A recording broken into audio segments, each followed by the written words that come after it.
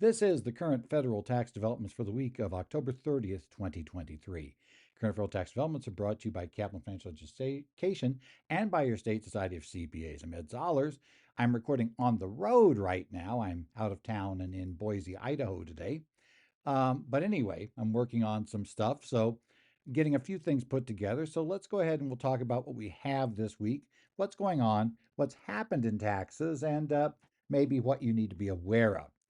First, this week, we're going to talk about a case that finally got to a Circuit Court of Appeals that looks at the Boyle case as applied to electronic filing by a tax professional.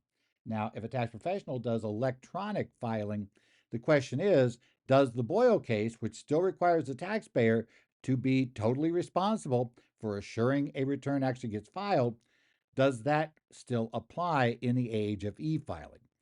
Secondly, we're going to talk to a case about whether the IRS could assert a negligence penalty after having failed to get supervisory approval for asserting a substantial understatement penalty. Both are penalties under 6662, and the question is going to be if the IRS fails to get supervisory approval, which is required before the penalty is communicated to the taxpayer, the decision to apply it.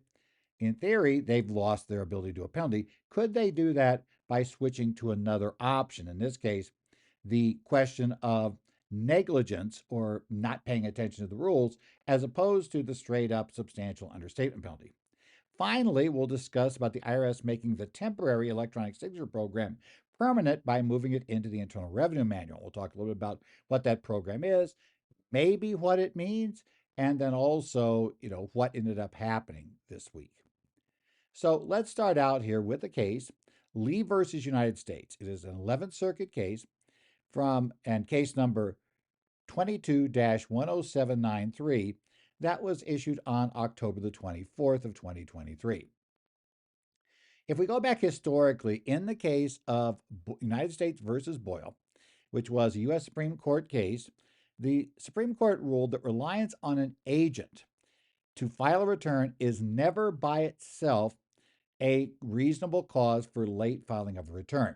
That is, filing a return is effectively a non-delegatable duty of the taxpayer to assure it happens in a timely manner, and you cannot claim reasonable cause because you're relying upon, let's say, your tax professional to file an extension for you, but they didn't, or that you were depending upon them to file a tax return, that you had given them everything to get that filed by the due date, and they failed to do it.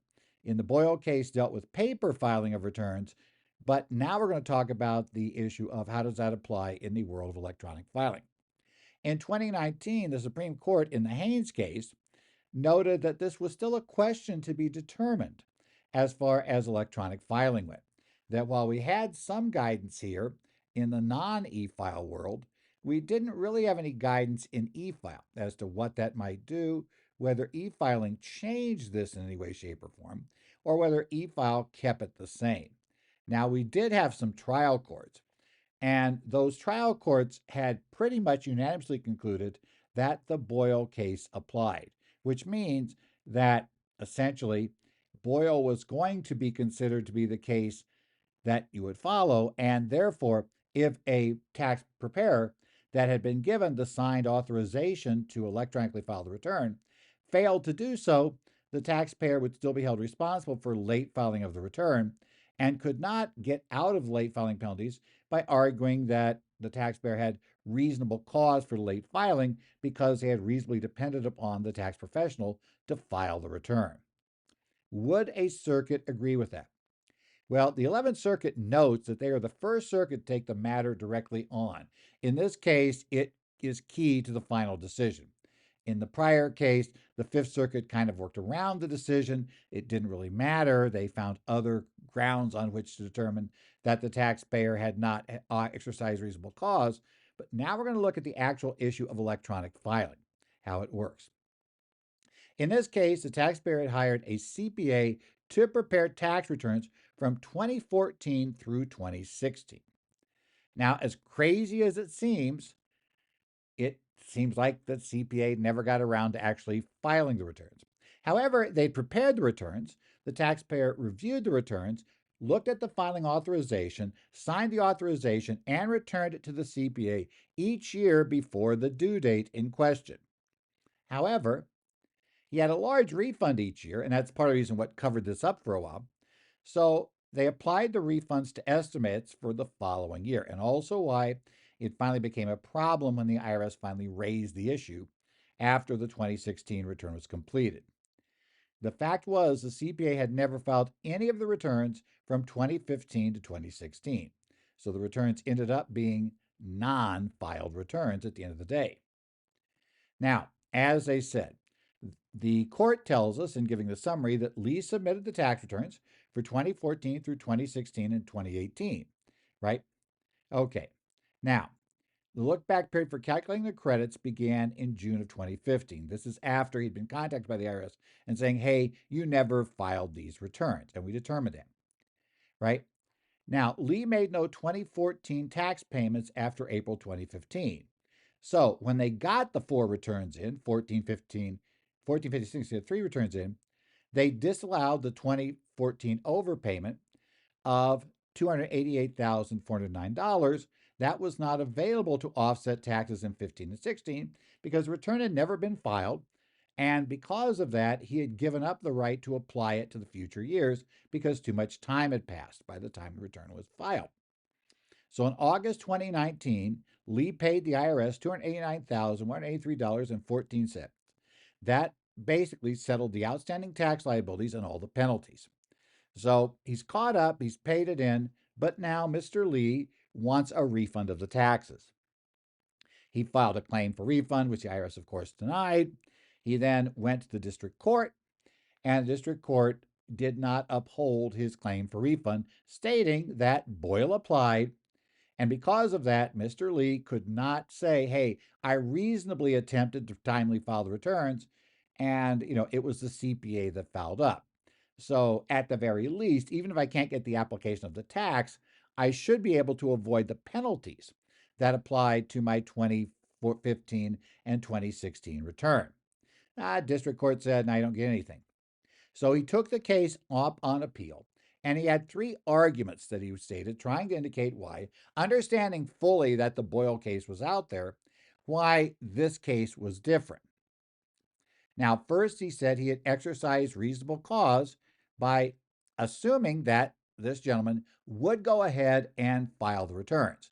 Now, that appears to be a failure right to start from Boyle, but he said things had changed given electronic filing. And so he ultimately says Boyle does not apply to e-filed returns.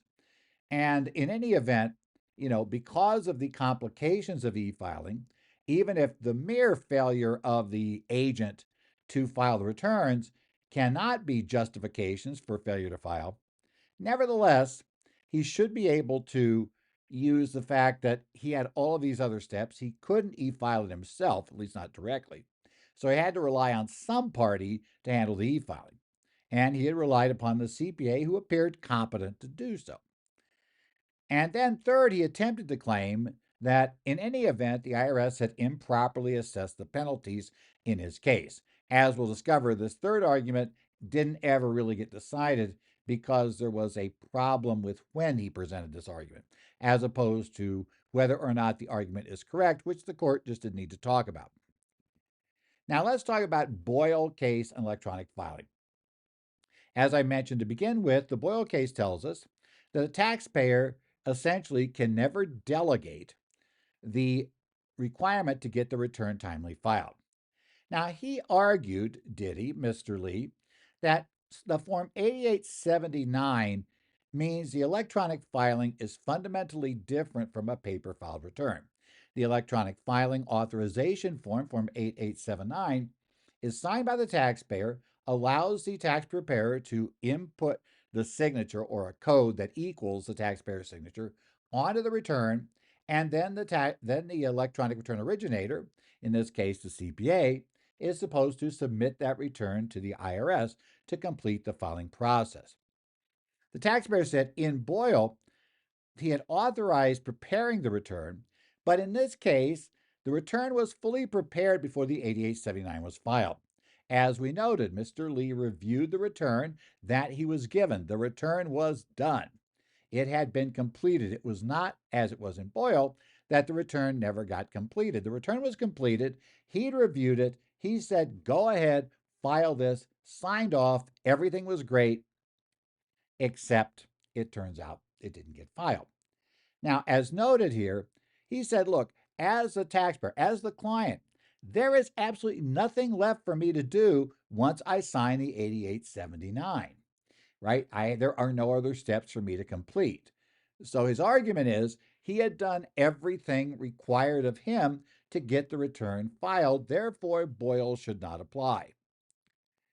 The 11th Circuit disagreed. It states that Boyle still applies even in the electronic filing context, and they look at it through a number of different theories. They first note that 8879 merely authorizes taxpayer to sign a return and permit it. But that's not the same as having it filed by merely signing the form. The return does not get filed at that point. There are still steps left to go, and that's true whether or not you are doing an 8879 and having the preparer submit it, or even if, let's say, a taxpayer is using TurboTax and had reviewed the return and then tells Intuit go ahead and submit it, there are still steps remaining in the process. So you still have a duty to supervise the filing and assure it actually happens.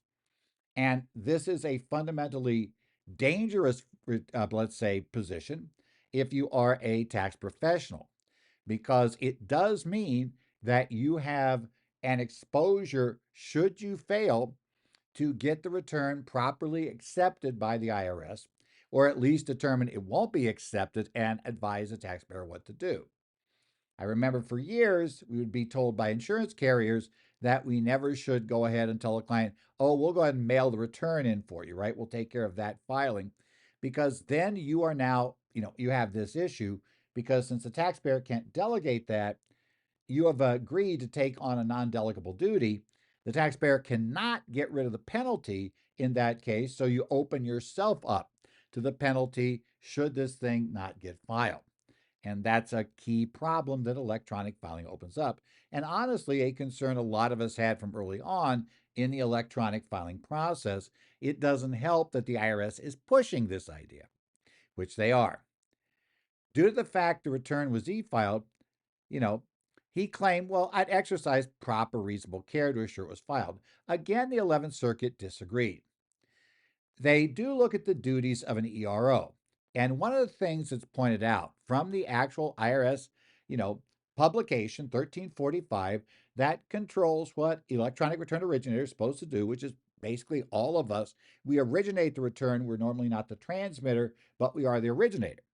And the ERO is given certain things. Now, the IRS makes it clear an ERO may also perform tax preparation services. In fact, probably for everybody listening to this program, you perform both ERO and tax preparation services, but it's distinct.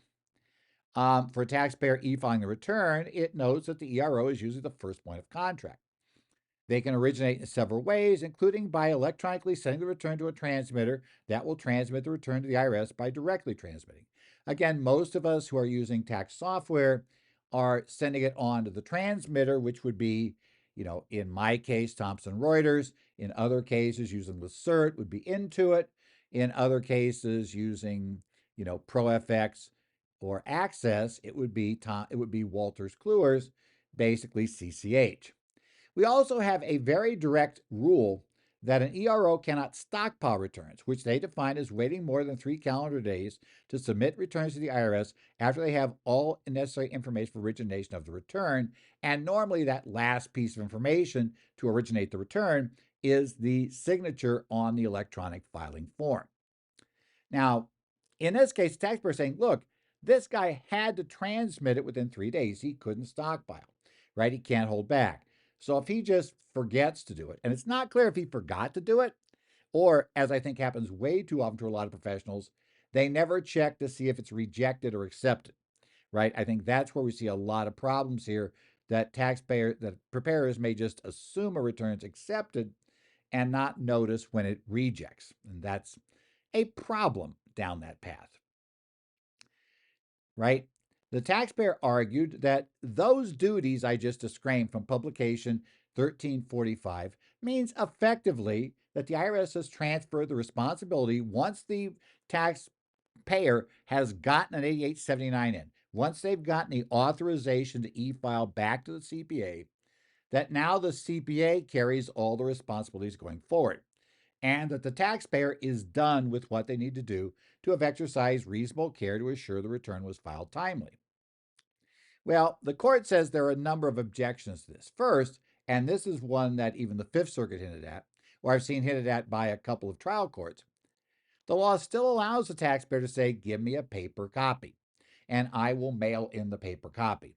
He also could have prepared his own return and either supervised electronic filing directly, which means he would have, let's say, used TurboTax online. He would have then submitted the return to the IRS. And of course, Intuit would have told him that he has to check back and make sure it's accepted. And he could have done that. So said, you can do this. There are ways to do this without going out and hiring the ERO. You can do your own electronic filing using an online service, or you can go ahead and just paper file. Only the paid preparer is required to electronically file returns they prepare unless a taxpayer asks for it to be paper filed. Nothing prevents the individual taxpayer from paper filing that return. Now, this is an interesting justification because we get to business returns, there are cases where you really, the taxpayer can't just simply say, I don't want electronic file. There, in essence, there has to be other things done. This could be interesting if the court relied on this, but the court doesn't really, right? The taxpayer electronic filing document taxpayer relies upon notes on electronic return is not considered filed until the IRS acknowledges acceptance of the return. This strongly implies that the client should be checking with the CPA and either getting the acknowledgments of acceptance back in a timely manner or, follow through on that. In essence, making sure that that's done timely is something that the taxpayer has as a responsibility. And we should all be aware that as electronic return originators, we do have a duty to notify taxpayers if their return has been accepted, right? When the return is accepted, we send notification out. Now, in many cases, our tax software may take care of that. If you provide an email address, it may email out the notices that, hey, everything got accepted to the taxpayer. It could be sent out by you may do it by postal. In fact, I believe the old CCH, when we use CCH, did have an option to have them mail it to the client. We never used that because we're a little bit concerned about the client getting this mailing from an address that appeared to be, that claimed it was coming from us, but was actually written in a way that, it made it very clear the envelope had not come from us. What they really say is the only thing the taxpayer has, it is very clear the CPA failed to perform his duties to the extent he was supposed to do so under the law. He basically has, and in fact, we know in this case that the client had reached a settlement with the CPA firm about botching this. And I wouldn't doubt that one of the requirements before the CPA firm, probably their insurer, would pay on this was to go ahead and force it up through the Court of Appeals. So it's maybe more the CPA firm was pushing this case than the taxpayer, because I think the taxpayer may have an agreement to be made whole, but nevertheless, that is the only approach. You have a right to go in state law, sue the CPA or the other tax pro, and get reimbursed from them for the damages they've caused.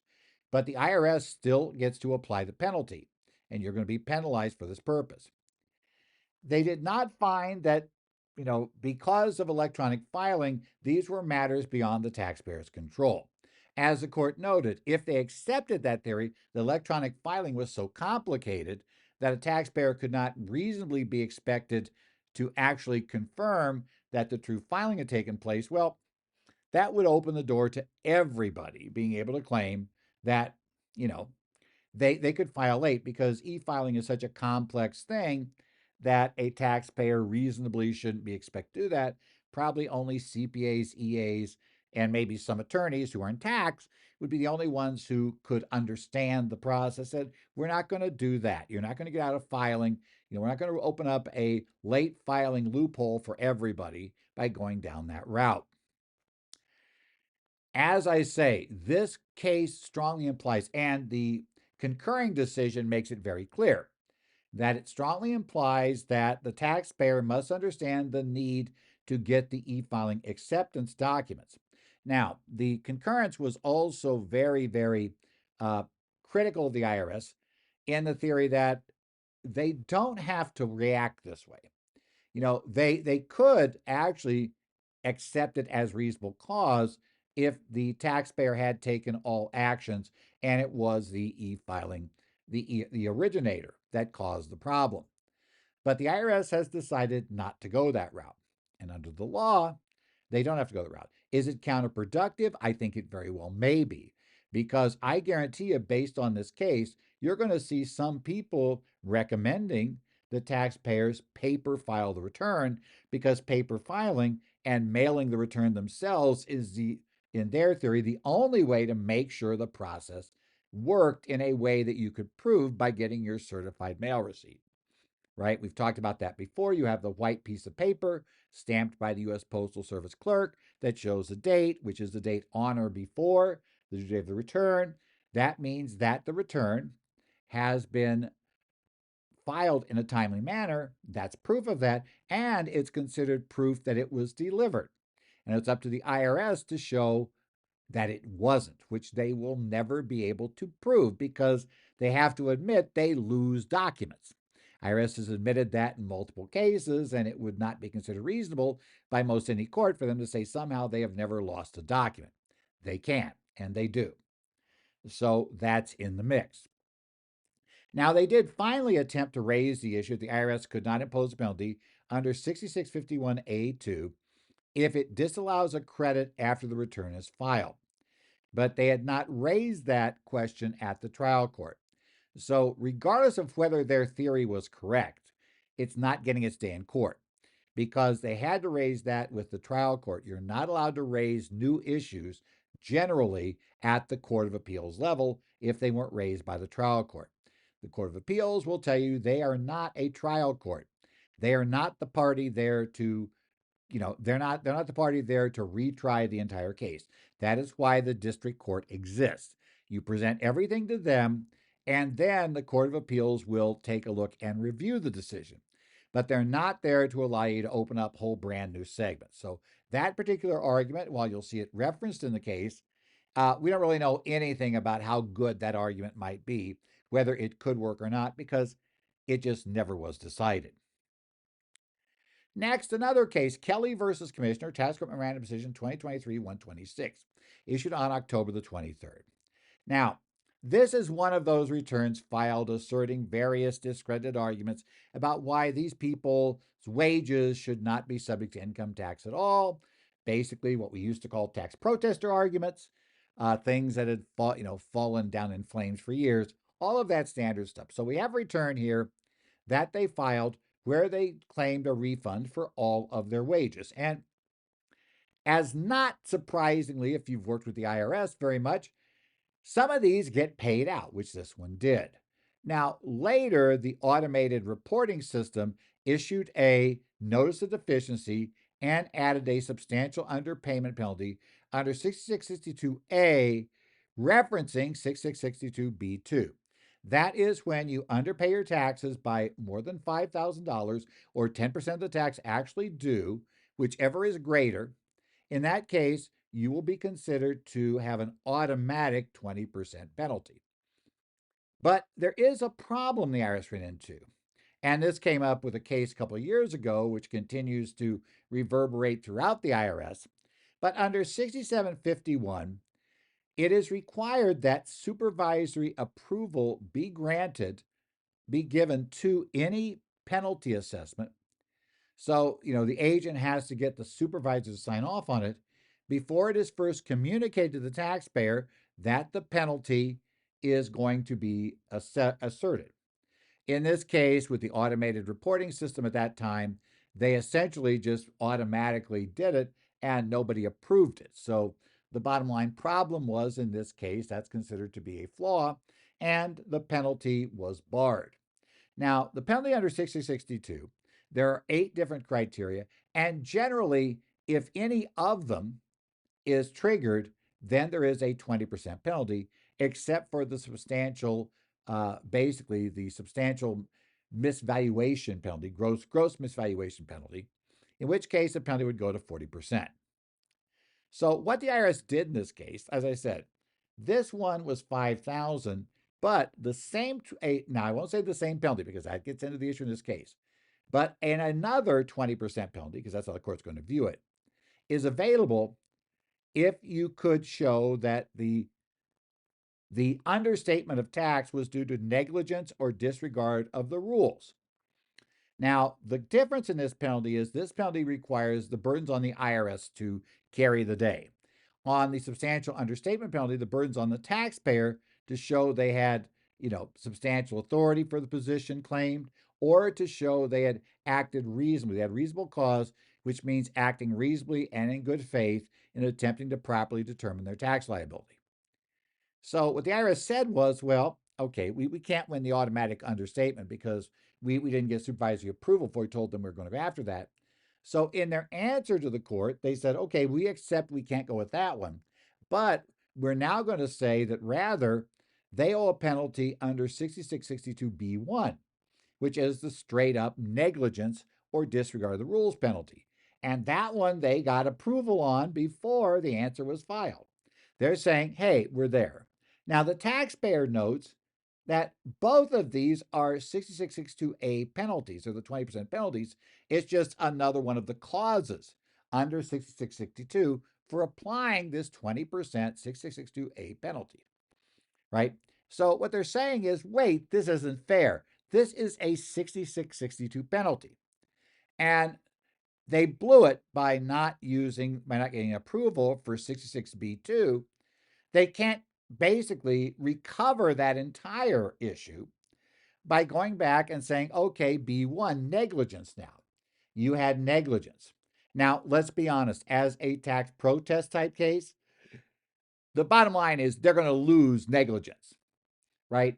While the burden's on the IRS to prove negligence, it's not going to be a really tough burden given how much work the taxpayer has done to show that they really paid no attention whatsoever to basically decisions from years, other things they just kind of asserted that the tax couldn't apply, which, yeah, just telling a court that this isn't the case and this is how the law works, lecturing a court doesn't tend to work well. It's, when the courts have already decided, Supreme Court's decided, nope, you can't keep arguing that. So that's considered to be negligence when you prepare the return, relying upon that stuff. So really, they needed the court to say, sorry, IRS, all of the 6662 penalties are the same penalty. They're all basically penalties for, a misstatement of your tax. And we do know this bit. So as I said, supervisory approval obtained before first formal communication. So they said, look, that broad umbrella of 662A taints any attempt to use an alternative clause under A. But the court did not agree. What the court points out is, if they followed the Kelly's interpretation on this one, it would allow, let's assume the IRS had gotten supervisory approval under 6662A, for the B2 penalty. Well, they could have turned around and also assessed penalties, including the 40% gross valuation misstatement penalty, or 6662B3, just like at random, throw them on at this point with no additional supervisory support looking at the assessment. And looking at this number, they're going to say, look, we can just do it because since all 6662 penalties are one, we could throw these other in here under the initial 6662A penalty.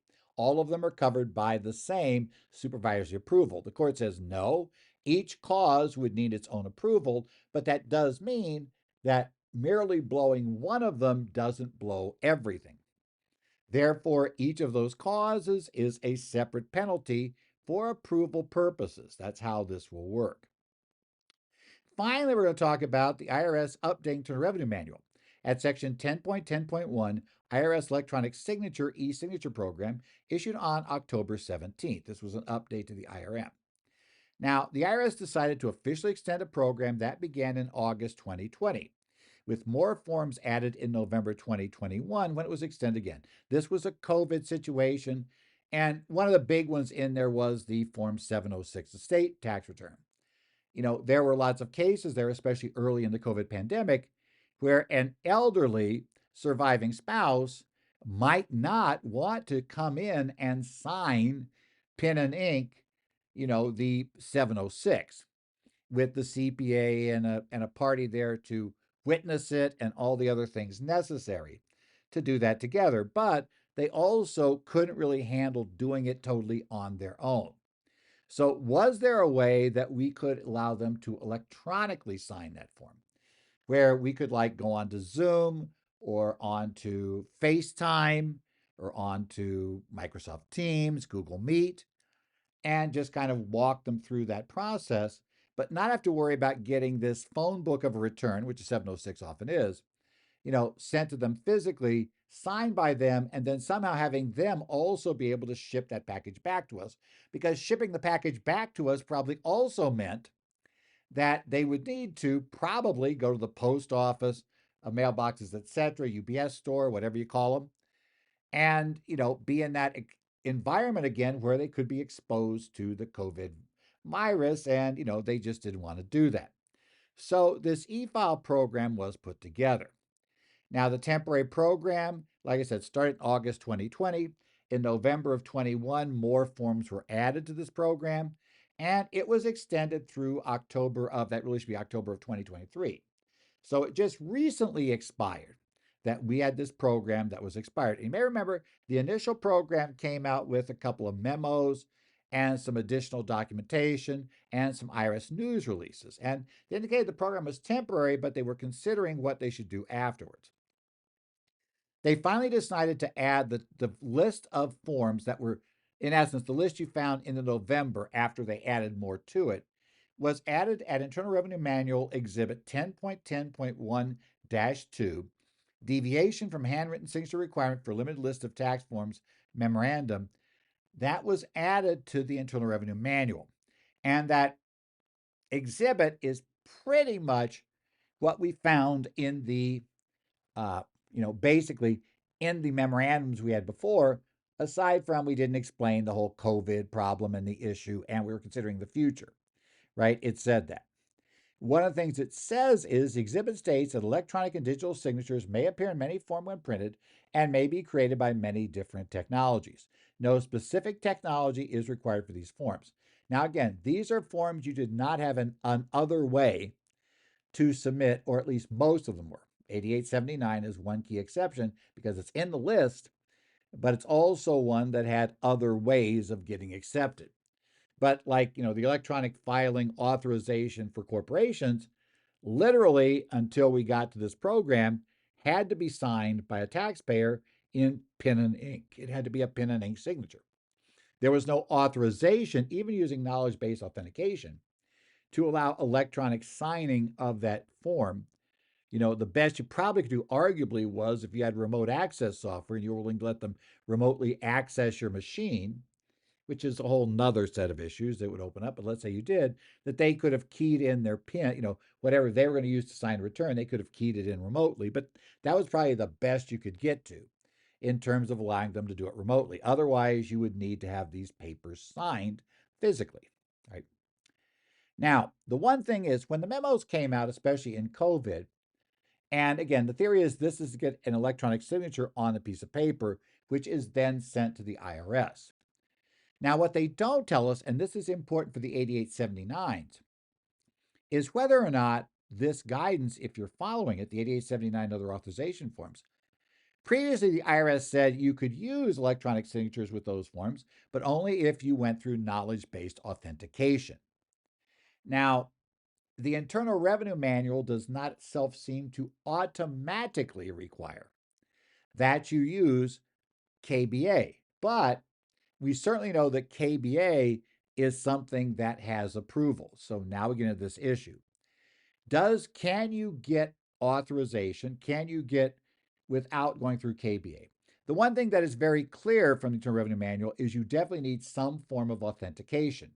And it actually goes back to a tax court case we talked about a couple of years ago, where they noted that you could not at the time electronically sign a 1040X.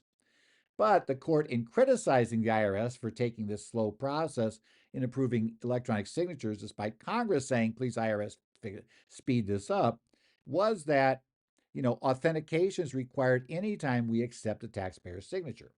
We have to have some evidence it's really the taxpayer that signed the form, even in a pen and ink situation. We need to know it was actually the taxpayer that did, or have some reasonable reason to believe it was them. And if we get a signature, let's say for an 8879, a physically signed form. Now the client may have signed it in front of us, in which case then, yeah, we have evidence.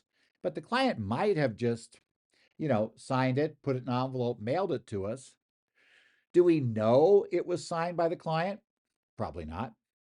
And we had a case a couple of years ago where you remember the wife wouldn't sign a form, and somehow magically the son, was be sent by dad to go get mom to sign it, and magically a signature would appear there that when we got to trial, but he agreed was not mom's signature after it was reviewed. Uh, yeah, we're not those aren't really being authenticated, shall we say, in the full way. Now, I don't think you're required to go watch the client sign it in pen and ink, but it does open up this issue. My take is you would use for 8879's non-KBA systems at your own risk. I think during the pandemic, it probably made sense to interpret this that KBA wasn't necessary. It's still weird that 8879's in the list when they already had a method for doing it. It suggests it's an alternative method, but it doesn't suggest why it's alternative or what's the difference. So a little bit weird, but still there. In any event, this has now been extended in some form. Not only just extended, it's been made permanent. So at least you might want to study this, see what your take is on what type of backup you need. But it also means you clearly can use electronic signatures for corporate authorizations and things like that. So at least that, even if you decide you want to use KBA to go with it, you still can use it under this program from the Internal Revenue Manual. This has been the Current Federal Tax Developments for the week of October 30th, 2023. Current Federal Tax Developments are brought to you by Kaplan Financial Education and by your stateside CPAs. Hopefully, I will see you next week when I'm back in Phoenix, and I'll have a full weekend in Phoenix to actually, do this. This week, I was returning from a conference for the Washington Society of CPAs from Seattle. And so I had just a few hours on Saturday at home, and then I immediately fly out on Sunday. So, to go to my other problems, not problem, but other issues here in Idaho. So basically, I didn't have much time to work it. This week we will have more time to work it. So we'll see if we, don't get quite as rushed. But otherwise, come back here, see what's going on. If you have any questions, email me, edzollers@currentfederaltaxdevelopments.com. You can also find I follow along on the Connect sites for Arizona, New Jersey, Minnesota, Illinois, and Washington. And I do take a look at the Idaho Society's discussion boards. If you want to look in there, if you're posting a question, we can look there. But otherwise, thank you for watching this week or listening this week. And we will see you next week with more current federal tax development.